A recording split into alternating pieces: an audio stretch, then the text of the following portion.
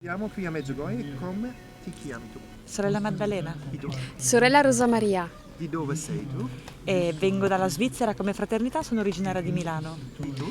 Io vivo nella fraternità di Verona e sono originaria della Sicilia. E quante volte sei stato a Medjugorje? 4. 4 e tu? 3. 3. E perché eri attirato a venire a Medjugorje? Perché eri attirato a venire a Medjugorje? Ma questa volta in realtà mi è stato regalato il viaggio, Ah, però tutte le volte che vengo a Medjugorje sono attirata ad incontrare Maria come madre. Di tu? Anche per me ugualmente è stato un regalo che mi ha fatto la Madonna attraverso insomma, la mia fraternità e il mio desiderio grande era quello di un incontro speciale con la Madonna dove qui può avvenire. E dove e quando hai sentito parlare per la prima volta di Medjugorje? E da dei miei amici 20 anni fa. Di tu? Ma forse da sempre perché io sono nata nell'86, quindi da sempre. E quali sono le vostre esperienze a Medjugorje? Ah, bellissima, si respira il paradiso, si respira il cielo, si respira la semplicità della vita. Per me in realtà ogni volta è stato diverso. La prima volta è stato un impatto molto particolare, non ho ben compreso subito la grazia, allora mi è stato detto dal mio padre spirituale devi ritornare, in effetti sono ritornata ed è stato un momento molto bello la seconda volta e ho ricevuto un grande regalo da parte della Madonna, è vero, proprio vero quello che dicono, no? Che non si viene mai qui senza che la Madonna dia un dono e questa è la terza volta ed è stata un'esperienza anche questa molto bella di incontro speciale con Maria. E questo incontro speciale? E, Come è stato questo incontro speciale con la...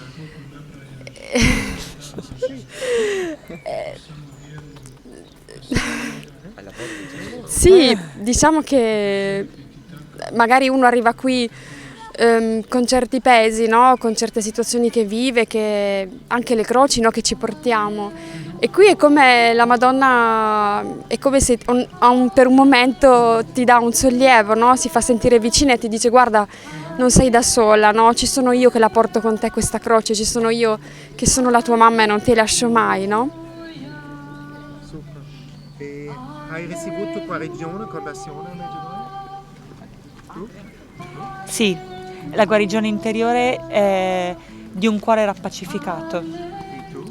Io ho ricevuto riconciliazione, avevo come dire, delle ferite insomma, della mia infanzia e qui veramente sono andata via, questo è il regalo che ho ricevuto la seconda volta, con un cuore completamente pacificato, con queste persone che nella mia infanzia, insomma, con le quali avevo avuto delle difficoltà.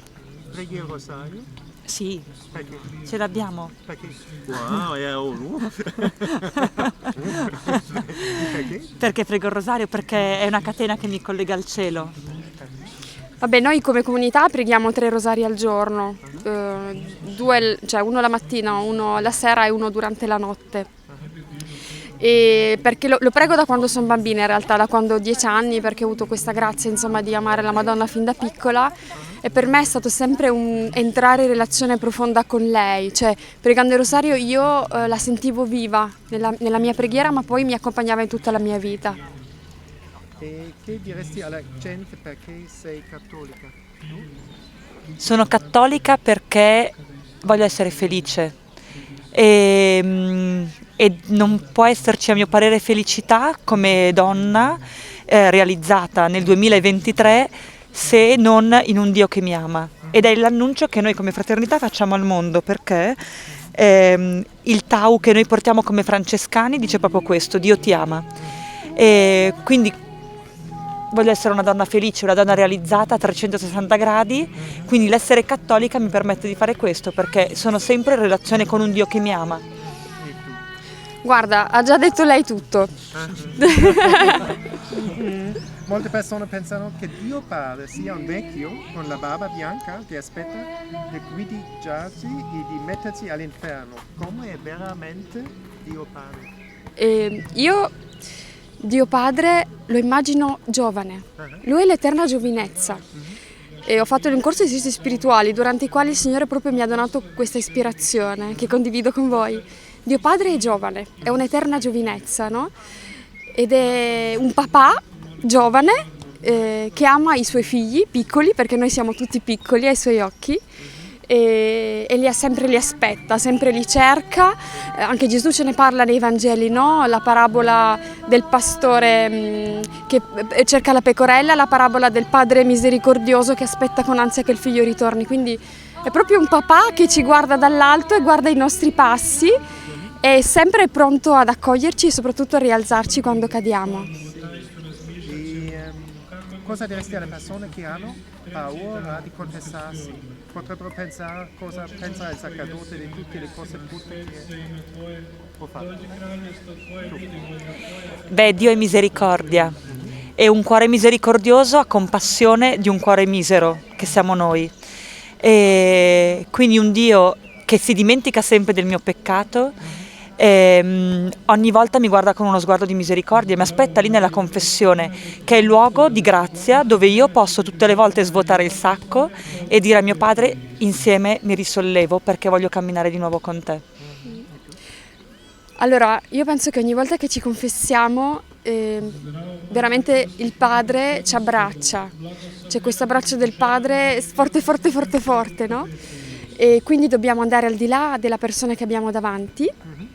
E però dico anche questa cosa, che i sacerdoti sono tutti peccatori come noi, siamo tutti peccatori, giusto si dice che pecca 7 volte al giorno, quindi nessuna paura, i peccati che facciamo noi li fanno anche loro, quindi hanno anche loro un cuore misericordioso che nasce dall'esperienza anche della loro miseria accolta e abbracciata da Dio, quindi nessun problema.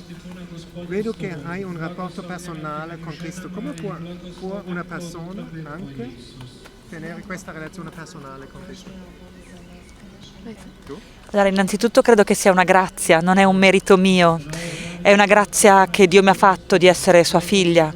E poi sicuramente frequentandolo, io se mi innamoro di una persona nella vita normale, una coppia sta insieme perché si conosce, si frequenta, io sto insieme a Dio e cerco di stare il più possibile con Lui, nella frequentazione con te che in questo momento mi sta intervistando, nella frequentazione dei miei fratelli e sorelle e poi nel privilegio di poter vivere la vita dei sacramenti, quindi nell'Eucaristia per eccellenza, nel Santo Rosario perché la Madonna mi porta suo figlio e negli incontri che la vita mi offre. La vita è fatta di incontri.